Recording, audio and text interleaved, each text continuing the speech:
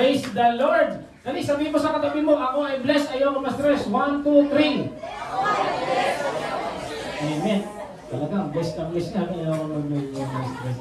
Amen. Ito, every gising is a blessing. Sapagkat hindi lahat nagigising sa panahon ngayon. At yung magising ka lang, makapunta ka lang sa pupuntahan mo, makapasok ka sa school, sa trabaho, sa negosyo mo, o kung saan man ikaw pupunta sa araw, it's a blessing from the Lord. Amen? Pag-gising lang, kinakabahan talaga ako ngayon. Ewan ko ba? Amen? God is good! All the time! Amen! Okay, bukod sa, total bagong taon naman no? Bukod sa Biyernes, anong araw ang letter B raw nagsisimula? Nakatahimik. Ano? Lunes, Martes, Biyerkules. Alam nyo ano? Bukas. Hindi tumawa, gutom na. Pastora, gutom na siya.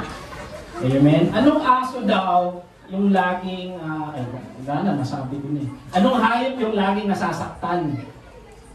Hindi pa rin nila naiintindihan. Aso, bakit?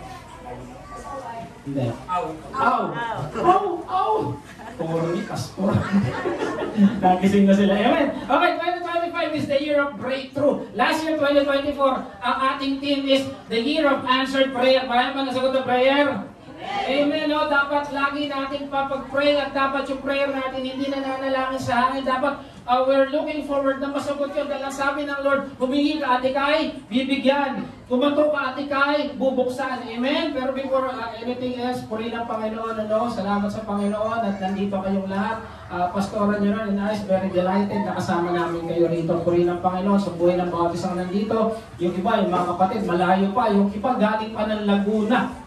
Amen, no? Nakarating dito, praise the Lord sa buhay ng ating kapatid si Brother Robert. Laguna, pag-galing yung isang yan. Amen, yung mga kapatiran natin, yung mga galing kay Pombo, at yung mga bisita natin, purihin ang Panginoon sa buhay natin lahat. Palakpakan naman natin ang ating Panginoon. Amen? Pastor Wendell po, from Strand Grace Christian Fellowship, in behalf of Pastoral Leonora, isang mapagpalang umaga po. Okay, 2025, the year of breakthrough. Bakit? Ang sabi sa Ephesians 3:20, now to Him who is able to do immeasurably more than all we can ask or imagine, according to His power that is worked within us. Yan yung ating magiging key verse para sa ating taon na to. The year of breakthrough. Lahat ng utang, tibag. Lahat ng problema, tibag. Lahat ng karamdaman, tibag. Because this is the year of breakthrough. Sino naniniwala doon? Magsabi ng amen.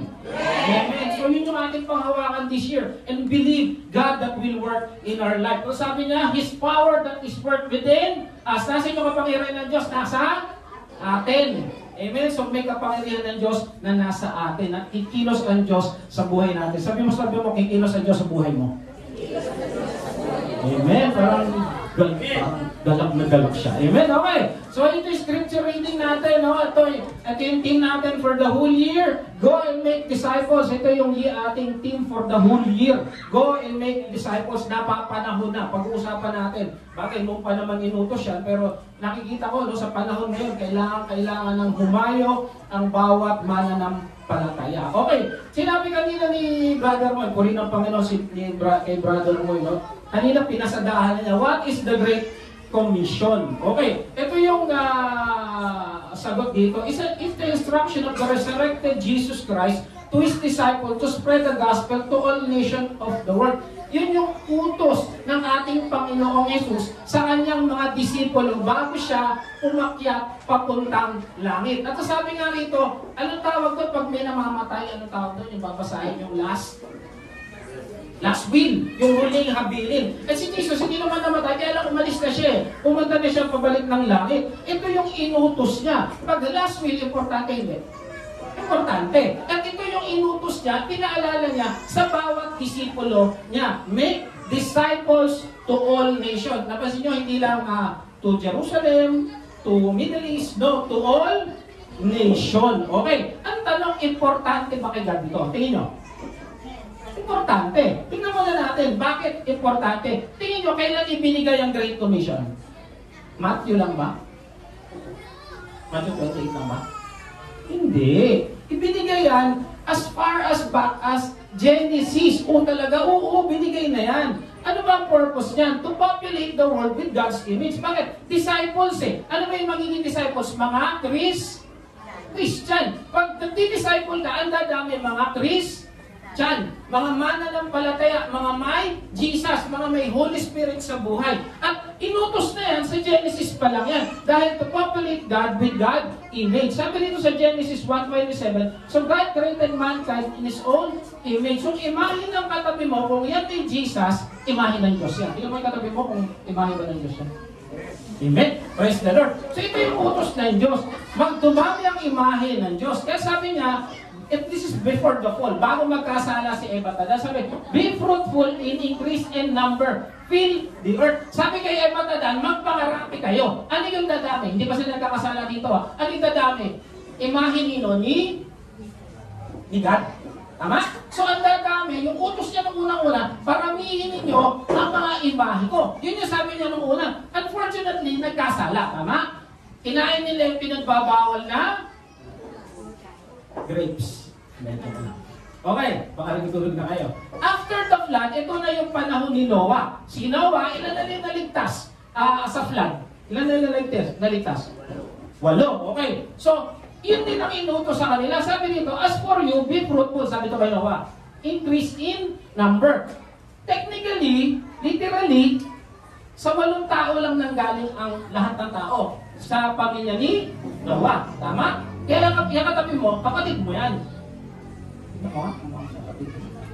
Parang ayaw mo kumain. Okay, so ganun yung nangyari. Kaya lang, they fail. We fail, di ba? Sabi dito, we fail. Kasi bakit? Ang tao makasalanan talaga. Matigas ang ulo ng tao. Kaya si Jesus mismo ang bumaba galing sa langit. Bumaba si Jesus galing sa langit, tinapos sa krus para bayaran yung kasalanan nating lahat. Dahil ganun ka-importante kay Lord, yung Great Commission. Tingnan nyo, mission, di ba? Yung root word ng commission, ano root word? Mission. Tapos ko. Ibig sabihin nung ko, si atoy ko. Hindi. Ko, ibig sabihin kasama natin yung mission. Kasama tayo sa mission ng Lord. That's the simplest meaning of commission. Mission ni God, kasama tayo kasi may ko, di ba? Parang co-author, co-signature, di ba? May kasama. So kasama tayo sa mission ni Lord. Di ba? Okay, so ganun ka-importante sa Kanya. Kaya si Jesus na yung bumaba, yung anak ng Diyos, na walang walang kasalanan, pinako sa krus para maging kabayaran ng kasalanan nating lahat. Amen? Kaya nung nandito na siya, pabalik na naman siya sa langit, pinaalala na naman niya, huy, sa Genesis, inutos na din namin sa inyo to. Kay Noah, inutos namin sa inyo. Pangatlong beses na namin iuutos so, tuparin nyo na ha. Amen? Kaya sabi niya, then Jesus came to them and said, all authority. Pag sinabi mong all authority, siya yung pinakamakapangyarihan sa buong mundo. Sino naniniwala? Magsabi niyo. Si Jesus yung pinakamakapangyarihan sa buong mundo. Walang sinabi yung presidente ng Amerika, ng China, ng Pilipinas. Wala yan.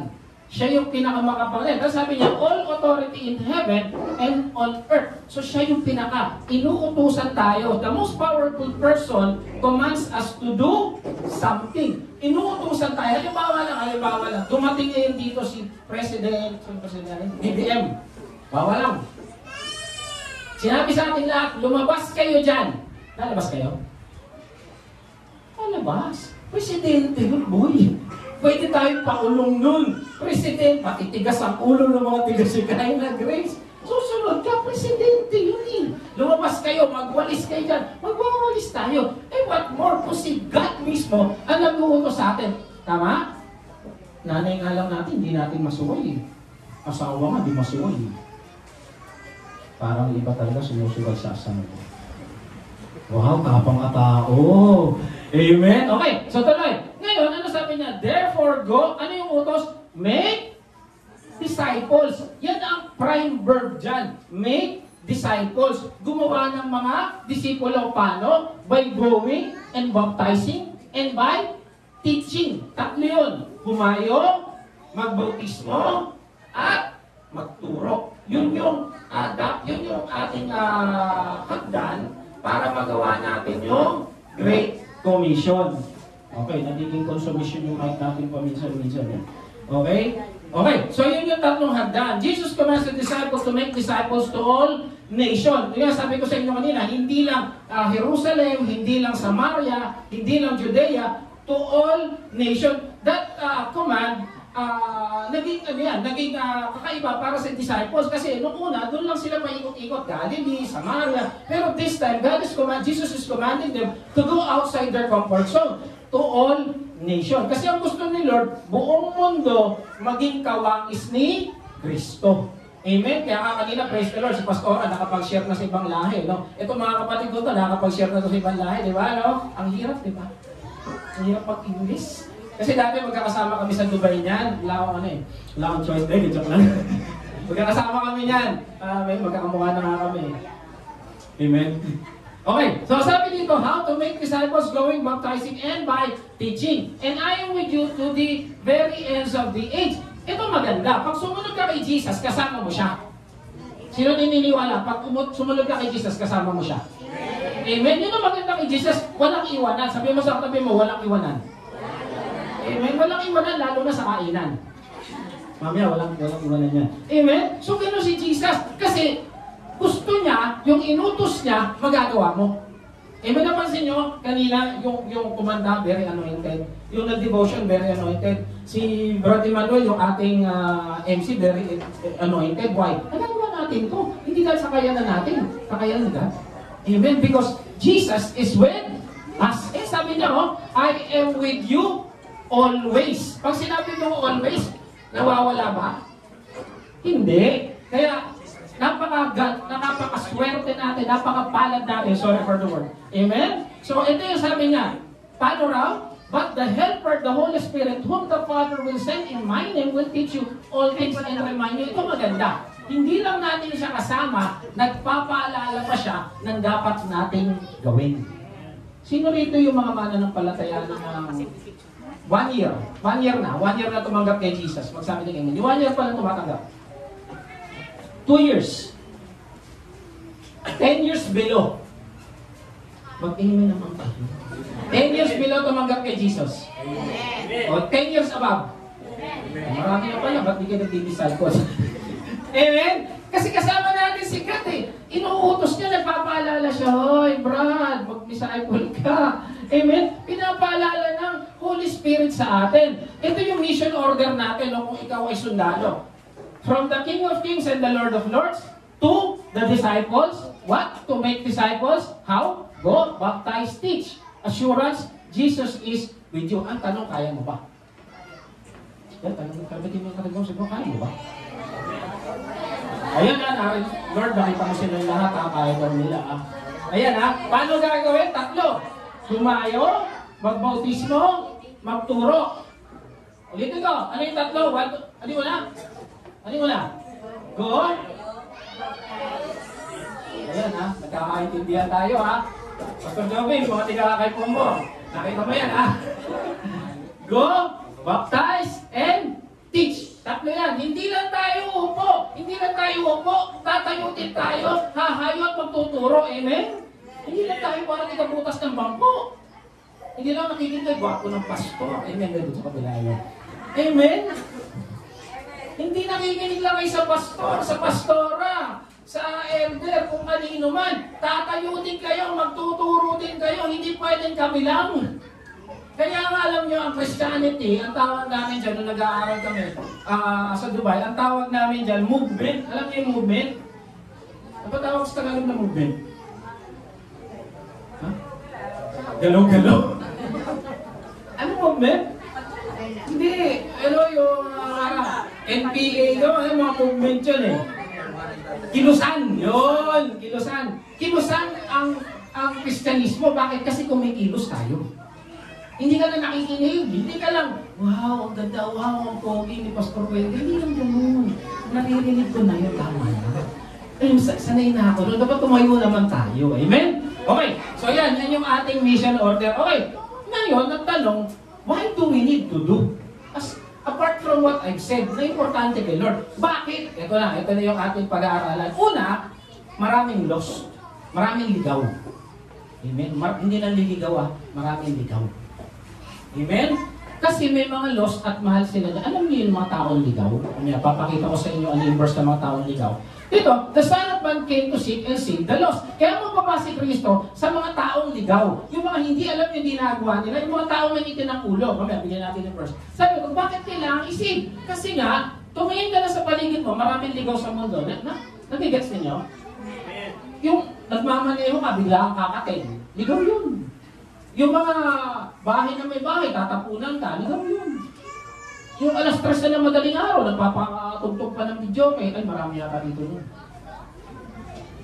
Diba? Maraming ligaw. Yung gagalitin ka, wala ka namang ginagawa. Ligaw yun. Mamaya, titignan natin ha. Sabi dito, may pelikula yan, The Sixth Sense, pinagbidahan ni Bruce Willis. Napanood yan? Para ko lang yata matanda rito. Yung Sixth Sense, ang story niya ganito, may isang bata, nakakakita siya ng mga multo. Uy, sabi niya, masarap panoorin yan. Nakakusap niya itong si Bruce Willis. Ito sabi niya, ito tagline dyan ng bata. Sabi niya rito, I see dead people. Kasi nga nakita siya ng mga multo. Nakita siya ni Bruce Willis, talaga nakita ka ng multo. And ito mas matindi sinasabi niya, people don't know that they are dead. Alam niyo ba? Ang mga tao, hindi nila alam patay sila. Wapo, maganda ito nag-aralan, maganda bahay, pero hindi nila alam na patay sila. Bakit? Ano sabi dito sa Romans 6:23? Sapagkat kamatayan ang kabayaran sa ibig sabihin, kung may kasalanan ka, kung makasalanan ka, hindi mo pa tinatanggap si Kristo, patay ka. Hindi ka patay ka. Kahit buhay ka, yung kaklase mo, ganda-ganda, gwapo-gwapo mo, ang Koreano, patay yun, pag walang Kristo. Yung kapitbahay nyo, laki-laki ng bahay, ganda ng Fortuner na, kung walang Kristo yun, patay yun. Puntang impyerno yun. Alam niyo yung mga zombie? Bakit ang mga zombie? Huwag akong tignan. Yung zombie. Diba yung mga gano'n? Parang gano'n yung mga taong walang Kristo. Amen? Kasi hindi nila alam na napatay na sila. Amen? Ito yung mga taong lost, ito yung mga taong patay. Sabi nila, subalit ang mga duwag. Ang mga duwag, hindi lang yung katapang na tao, sige, hawakan mo yung tenga niya, hinawakan yung tenga. Sige, hawakan mo yung ilong niya. Hindi yung ganun. Yung mga duwag, hindi kayang tumayo sa pananagutan nila. Mga duwag yan. Yan yung mga, mga taksil. Yan yung mga itatapon sa impyerno. Mga gumagawa ng kasuklam-suklam na bagay, mga 13 anyos, 5 years old, nire-rape. Yung mga alam na ba kayong ganun? Dami niyan, basta lang itang dyan.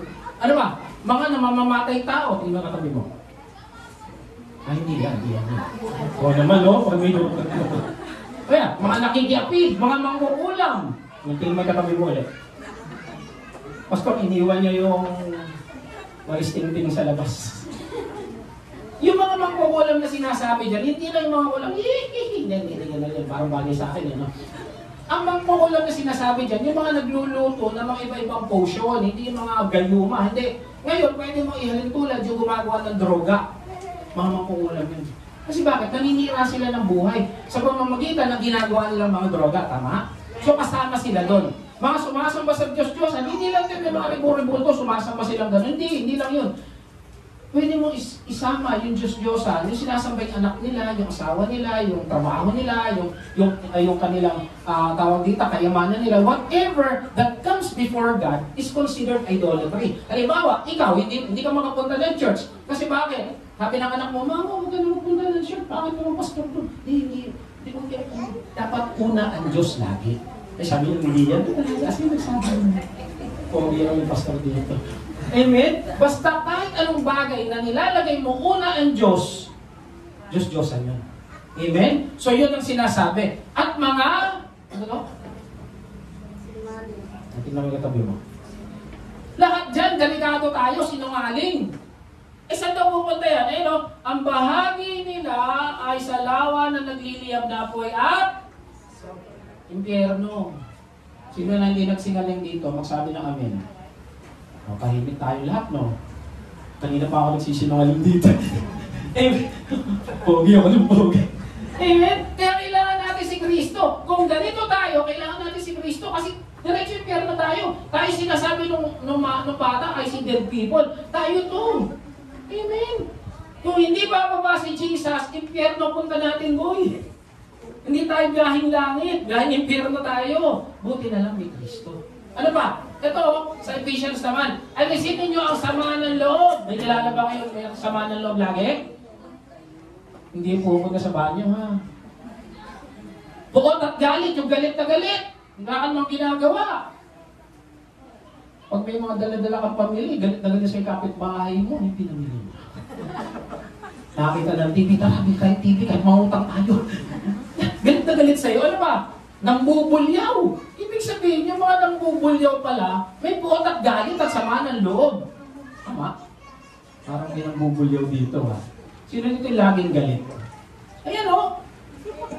Bota nyo? Huwag nyo kong tignan. Ano ba? Nanlalait, nananakit ng damdamin ng kapwa. Yung nambabasted pa niyan, nambabasted, nagpapaasa. Kami naalala. Ayan, o. Nananakit ng damdamin ng kapwa. Sa halip, maging mabait kayo at maawain, magpatawad sa isa't isa tulad ng pagpapatawad sa inyo ng Diyos dahil kay Kristo. Ibig sabihin, kaya ka lang biyahing langit dahil kay Jesus. At kung walang Jesus, impyerno tayo. At marami pang biyaheng impyerno, so to speak. Kawawa. Amen? Sabi na kaya nating mag-evangelize, kailangan nating mag-make disciple. Kasi, kahit mukhang gwapo yan, maganda yan, mayaman yan, kung ano man, kahit presidente pa ng kumpanya, kung walang Kristo yan, impyerno punta niya. Kayo ba, may kilala ba kayong mga kaklase o kakilala na wala pang Jesus? Kamag-anak, may kilala kayo? Ano pa ginagawa niyo? May kilala pala kayo. Amen? Eh sabi ito, kaya magulong mundo kasi wala silang Kristo. Tama? Naniniwala ka dyan? Kaya, nung nasa Dubai kami, pasensya na kayo, bukang bibig ko ang Dubai, kasi halos ilang taon, kulang 10 years din kami ron. Kung 10 years na tayo dito, 10 years din kami doon. Halos magkakasama kami niyan hanggang madaling araw. Wala naman kami ginagawa, uminom lang kami ng tsaa. Masaya na kami doon. Amen? Alam niyo, sabi nga namin, kung ang tao, ang mga tao lahat lang may Kristo, ang saya ng mundo. Tama hindi? Napansin nyo ngayon, pagpasok nyo ngayon, nakita nyo lang ako sa inyo. Kasi may Jesus kayo. Amen. Sumasaya pag may Jesus. Alam nyo kami, sinabi kanina pastora, siya kain. Totoo yun. Wala na nga mga ay, masaya pa kami. Sharon na nga yung tawag ngayon, tama di ba? Bakit ba Sharon sa kay Pongo? Nakasama ng tingin mo siya. Amini, nandun ako ng 25.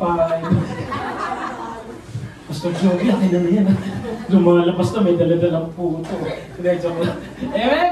Yung humanity, ito alam niyo, ang tao gumagawa ng paraan para magkaroon ng kapayapaan. Kasi ang tao gusto kapayapaan, ayaw ng gulo eh. Ayaw nila ng lagi nag-aaway, ayaw. Gumawa sila ng paraan. Tinatag nila itong League of Nations. Ginawa itong samahan ng mga bansa after the World War para hindi na magkaroon ng gera, World War I. Unfortunately, nagkaroon ng World War II. Kaya tinatag nila ang United Nations. Kaya lang, ngayon ba may gera pa rin? Meron ba gera pa rin? So, ibig sabihin, nawala na silbi itong United Nations kasi hindi naman nabigyan ng yung purpose niya to promote peace. Nag-aaway-aaway pa rin ang bansa ngayon eh. Tayo nga, di ba, lagi na lang tayo hinaharas ng mga Chinese sa Panatag Shoal. Ang Ukraine at saka Russia naglalaban sa Israel, di ba? So, ibig sabihin, hindi maging maayos itong tinayo nilang samahan. Bakit? Kasi nga, magulo ang mundo kasi walang Kristo. Yun ang katotohanan yun eh. Pansinin niyo, pag nasa church kayo, may first time attendees ba? May first time attendees? Yung ngayon lang nagpunta? Wala? O so lahat tayo rito, Kristiyano. Pansinin niyo, pag nasa church ka, masaya ka. Tama hindi? Di ba masaya? Hindi lang naman laging may kainan eh. Yun lang makakanta, makakanta ka. Yung alam mo, kasama mo, nandito, dahil alam mo, nandito yung banal na Espiritu. Ang saya-saya mo, di ba? Itong mga kapatid natin, galing pa kung saan yung iba, madaling araw pa. Nung isang araw, praise the Lord sa buhay ng mga kapatid, nakasama namin naglinis dito. Naglilinis kami. Pero, nagko-complain ba sila? Hindi. Bakit? Ginagawa natin yun kay Jesus eh. Amen? Nagpunta yung mga kapatid dito, halos lahat galing ng iba-ibang lugar. Nag-complain ba? Hindi. Bakit? Dahil kay Jesus. Ito yung patunay na pag ikaw ay may Kristo, payapa ang mundo.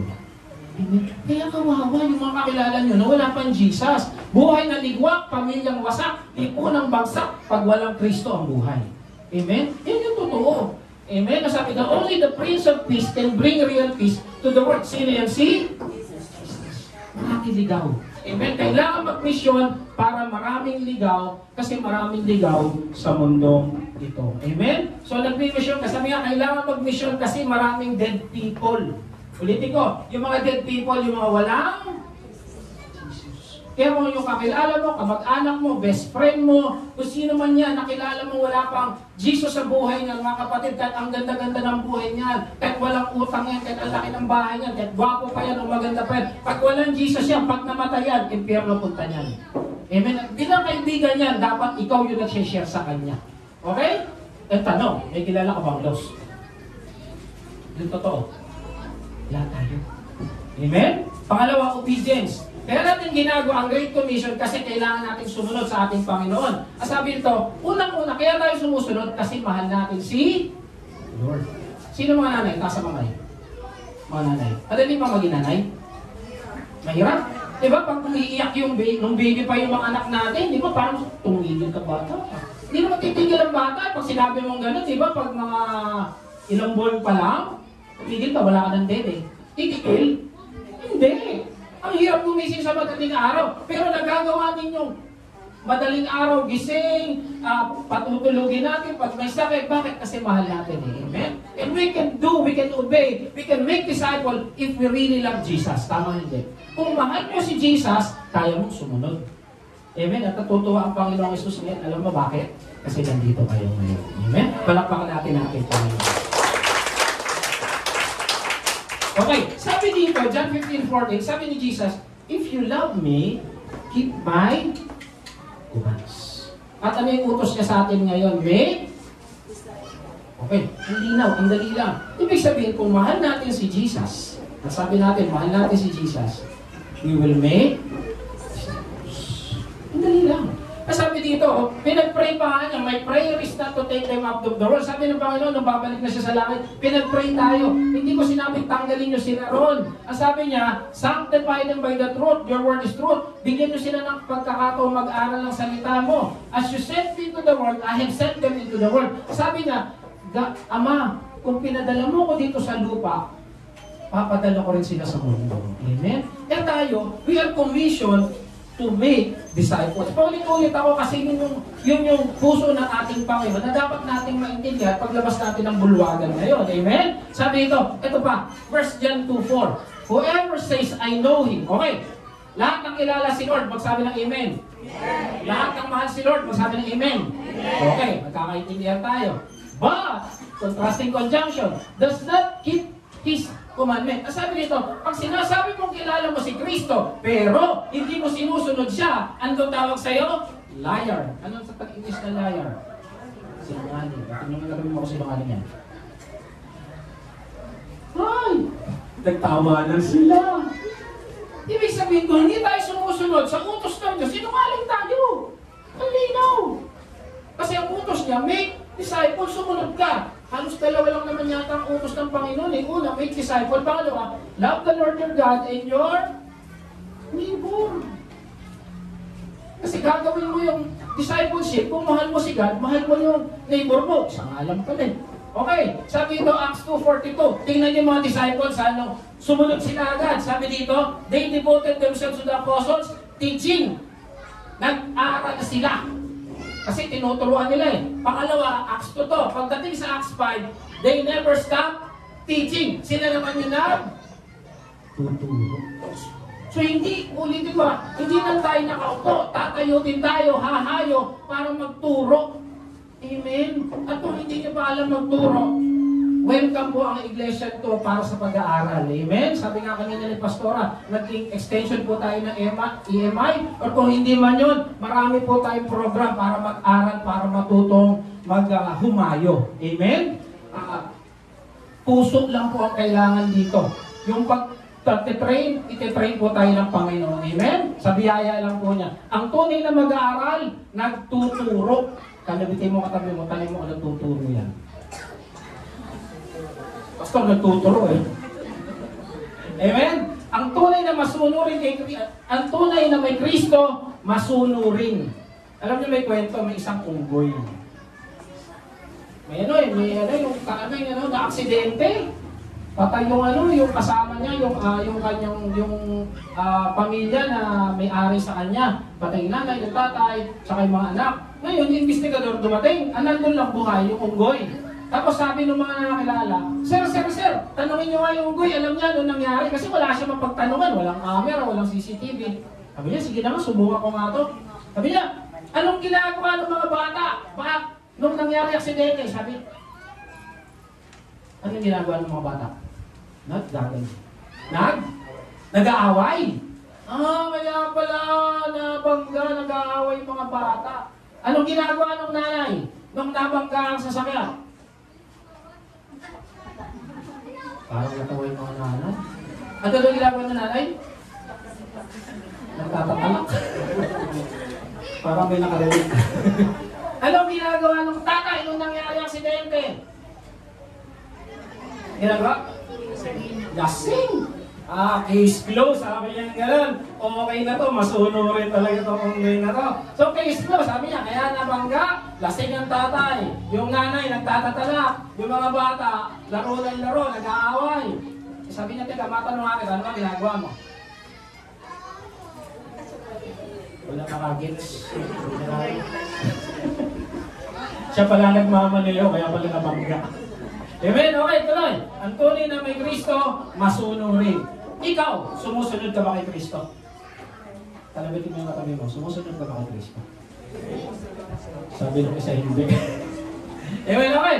Nagdi-disciple ka ba? Kung sumusunod ka, nagdi-disciple ka ba? Amen? Dapat ito po yung maging puso ng bawat isa. Amen? Pangatlo, may victory, may tagumpay pag ikaw naghahayag na mabuting balita pag ikaw nagdi-disciple. Amen?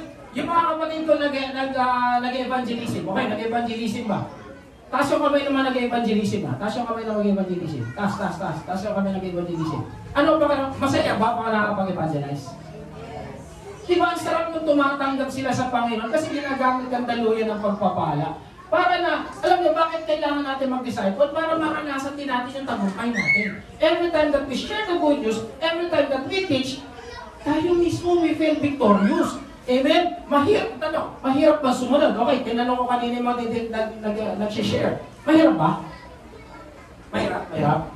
Mahirap. Ito yung mga ginagawa na kanyang pinakita, pasensya na, yung ating malabo na. Mahirap. Yung si Pastor Joby, naalala ko, tumakatok ko dati doon sa mahirap, minsan di ka pagbubuksan eh. Naalala ko nung nagwahayo kami, wala naman yan, manghihingi lang kayo ng abulo eh. Nagagalo kami minsan. Mahirap yan. Nung mga kapatid, pumapasok po kami sa loob ng BJMP Santa Maria.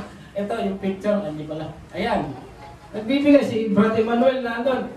Nakakatakot kami kasi kami nasa loob kami ng kulungan eh. Pero sa biyaya po ng Diyos, nagagawa natin yan. Amen? Ito yung sa tansa. Ang laki niyan, isang basketball court, puro po inmates yan. Ilan lang yata yung pulis, kami lang yung pastora yung nandun. Nakakaba, pero nag-pray kami. And praise the Lord, hindi kami Ang tanong, mahirap ba sumunod para mag-hirap? Pero sabi sa Philippians 4:13, ang lahat na ito'y magagawa ko dahil sa lakas nakaloob sa akin ni Kristo. Amen? Kaya kapatid, kaya mo. Alabitin mo katabi mo, sabihin mo, kaya mo mag-isa. Kaya natin. Hindi naman natin to eh. Biyaya lang ng Lord to, magagawa natin to. Alam niyo yung ating head pastor, si Pastor Francis, paano siya nag-train? Kinakausap niya yung mga anak niya kasi nung time niya maliliit pa rin yung anak niya. Doon siya nagsisimula. Doon siya nagtatry mag-disciple. Yun yung tinuturuan niya ng una. Subukan niyo muna yung mga anak niyo. Yung mga kilala niyo mga bata. Kaya ako yung mga bata rito sa mga estudyante ko na rin eh. Amen? Kasi kung talagang natatakot kayo, nahihiya kayo, subukan niyo yung mga bata. Mas mahirap ang bata. Amen? Okay. But thanks be to God, He gave us victory through our Lord Jesus Christ. Ang tagumpay natin nasa ating Panginoong Jesus. Magagawa natin lahat, makakakanta, makakasayaw, makakapag-preach, makakahayo sa tulong ng ating Panginoong Jesus. Tsaka sabi ng Panginoong Jesus, di ba? I am with you till the end of the age. Kasama natin si Kristo every time nahahayo tayo. Amen? So huwag tayong mahiya, huwag tayong manghina ang loob. Gawin lang po natin yung pinapagawa ng ating Panginoon. May tagumpay sa pagsunod. Ito yung mga disciples, lahat po yan namatay. Yung 12 disciples, pinugutan ng ulo, Yung iba, pinako ng patiwarik, baliktad sa krus. Matindi po yung pinagdaanan ng 12 disciples. Sa tingin nyo, victorious ba sila? Tagumpay ba yung buhay nila? Victorious sila, bakit? Halos kalahati na ng mundo nasakop nila. I mean, lalo si Apostol Pablo, ginamit siya ng Panginoon ng malakasan. Kaya hindi po nawalang saysay yung buhay nila dito sa lupa. Amen? At ito mas maganda. Hindi ka lang victorious dito sa lupa, victorious ka pa sa langit. Ano sabi dito? Tagumpay ang buhay na nagbabahagi ng salita ng buhay. Tanyo, pagdating ng langit, may bibigay sa atin ng Panginoon pag tayo nag-share. The crown of rejoicing. Binibigay yan sa mga nagdi-disciple at saka nag-evangelism. Kaya kung ikaw nagdi-disciple ka, nag-evangelism, pagdating mo sa langit, may reward ka kay Lord. Amen? Sino may gusto ng reward? Magsabi ng amen. Amen? So gusto natin ng reward. Hindi ka lang dito i-bless. Pagdating ng langit, i-bless ka pa rin ng Lord. Kaya kung gusto mong maramdaman ang katagumpayan ng buhay, make disciples. Amen? Kung gusto mong maranasan ikaw, gusto mong maranasan ang victorious Christian life? Amen. At huling-huli, empowerment. Tayo, victorious tayo. Pag tayo nagdi-disciple, pag tayo nagtuturo, huwag nating ipagkait sa ibang tao yung sila naman ang makaranas ng katagumpayan ng buhay nila. Hindi ko. Pag tayo ginagamit ng Diyos at nagdi-disciple tayo, nag-evangelism tayo, binibigay naman natin sa kanila yung pagkakataon na makilala si Jesus at magamit. Amen? Ayan, sabi dito, para marami na sila ang pangako kalakasan na galing kay Lord. Sila naman, hindi naman kasi pwedeng tayo ng tayo eh. Hindi naman pwedeng tayo. Para kami, tinrain kami ng aming head pastor. Na-train kami. Ngayon, nandito kami, ginagamit. Bukas pangalawa, kayo naman ang gagamitin. At yung matuturuan nyo, sila naman ang gagamitin. Kaya, invest sa mga bata. Amen? Praise the Lord sa mga buhay ng mga teacher ng bata kasi mahirap magturo sa bata. Kasi sila naman yung next generation. Hindi tayo lahat. Siyempre, ilang taon lang tayo mabubuhay sa mundo. Paano nga po? 30 years old lang. Nagbilang talaga. Amen? Diba? Susunod naman ma. Kanina pa ako nag... Amen? Eto, sabi ko, His power that is work within us.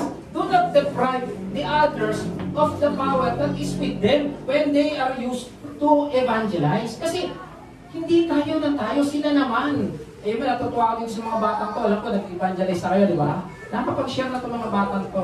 Amen, sila naman yung next generation. Amen? Ano ito?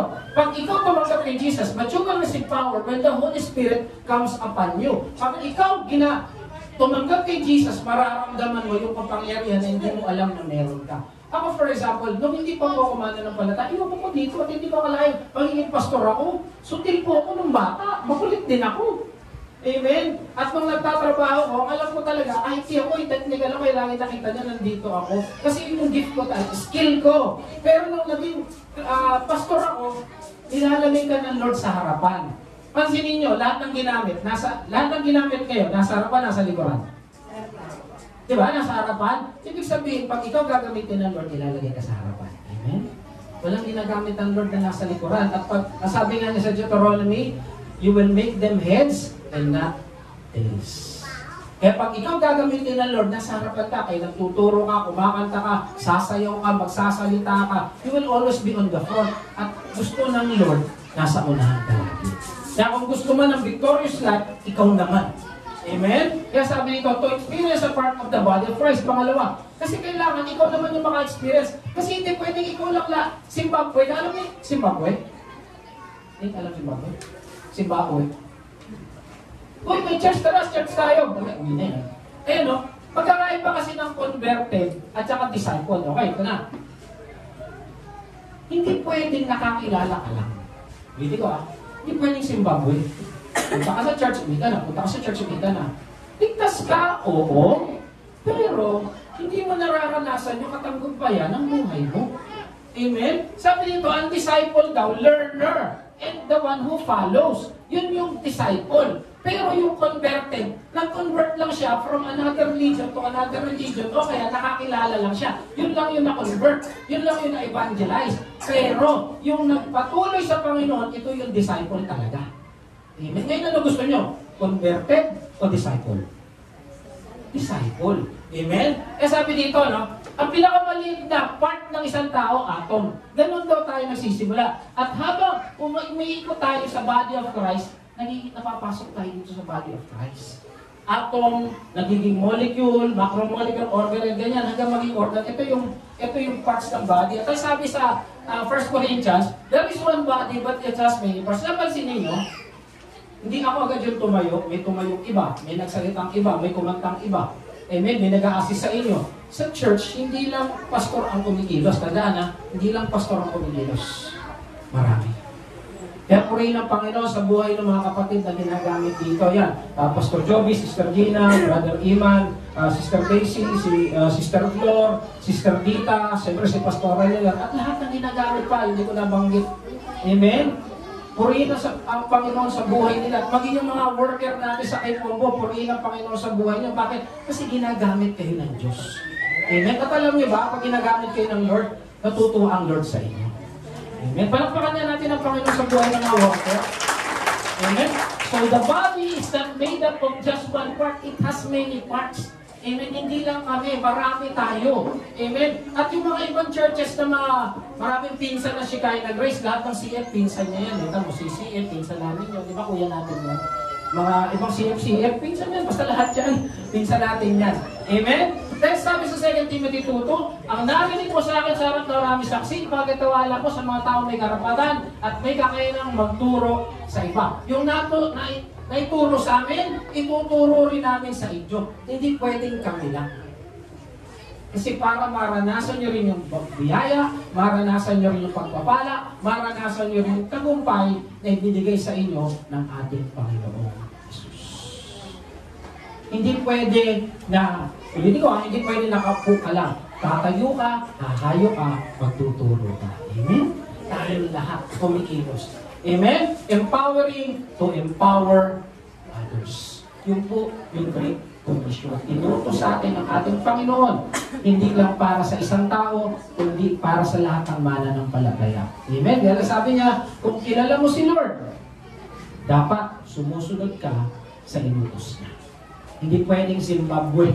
Kailangan sumusunod. Amen? Bigyan kayo ng tatlong halimbawa. Si Bingbong Crisologo, si Tonet Macho, at saka si C.S. Luis. Si Bingbong Crisologo po, siguro kilala niya si Bingbong Crisologo, tama? Dati siyang congressman ng Quezon City. But before he became a congressman, sabi nila, arsolista po ito. Alam niyo arsolista? Nanunulog daw to ng barangay. Grabe to si Bingbong, sorry, typo error. Bingbong Crisologo, pero naging Christian po siya. So ibig sabihin, kahit na napakasama niya noon, kaya siyang pag-uwi ng Diyos. Si Tonet Macho, sino nakapanood sa inyo na school bukol? Parang talagang tayo na pag sige. Tonet, sa YouTube nakita ko. Sinatiko din ang Joey rin yata yun. Merong isang bading doon, ang pangalan Tonet Macho. Pero hindi na po siya Tonet Macho ngayon, siya na si Brother Anthony. Alam ko, nagpapastor na rin ito. So, ibig sabihin, tayong baguhin ng Panginoon kahit ano pa yung nakaraan mo. At ito si C.S. Lewis, pakilala ng mga bata ito. Napanood niyo yung Narnia? Napanood niyo yung Narnia? Ito yung author ng Narnia. Alam niyo ba na dati siyang atheist? Alam niyo yung atheist? Yung kinakain marami.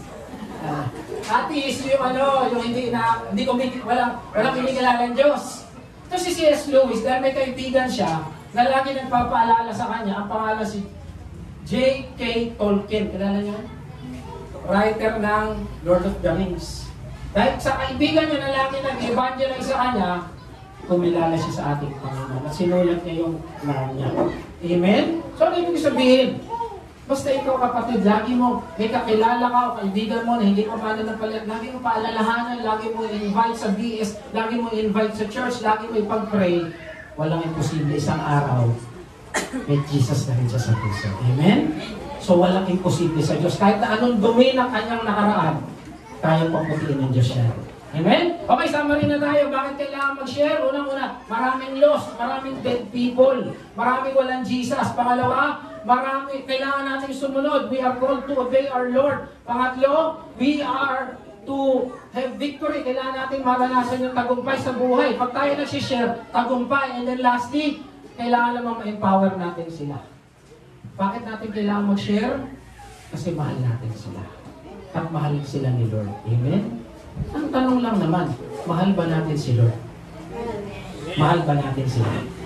Dahil ang sabi rito, Mark 12, love the Lord your God with all your heart, with all your soul, with all your mind, and with all your strength. And the second is this, love your neighbor as yourself. Ang neighbor, hindi lang kapitbahay. Ang neighbor, pwedeng kaklase, pwedeng kamag-anak, pwedeng best friend, pwedeng ka-office mate. Kung yun yung neighbor na pinipili sa ng Diyos, at alam mo wala pang Kristo yun, sharean mo na mabuting balita ng Diyos. Amen? Ulitin ko to. Kung meron kang anak na wala pang, hindi pa ugnayan sa ating Panginoon, anong klaseng nanay ka? Kung ang magulang mo wala pang ugnayan kay Jesus, anong klaseng anak ka? Kung ang kapatid mo wala pang ugnayan sa Diyos, anong klaseng kapatid ka? At kung may best friend ka na wala pang ugnayan kay Jesus, anong klaseng kaibigan ka? Amen? Yun lang naman yun eh. Dahil kung mahal natin sila, i-share natin si Jesus sa kanila. Amen? Palakpakan po natin para sa mga kapatid natin. Ito, tayo po yung pray. Tayo po kayo, tayo po yung nalangin sa galit.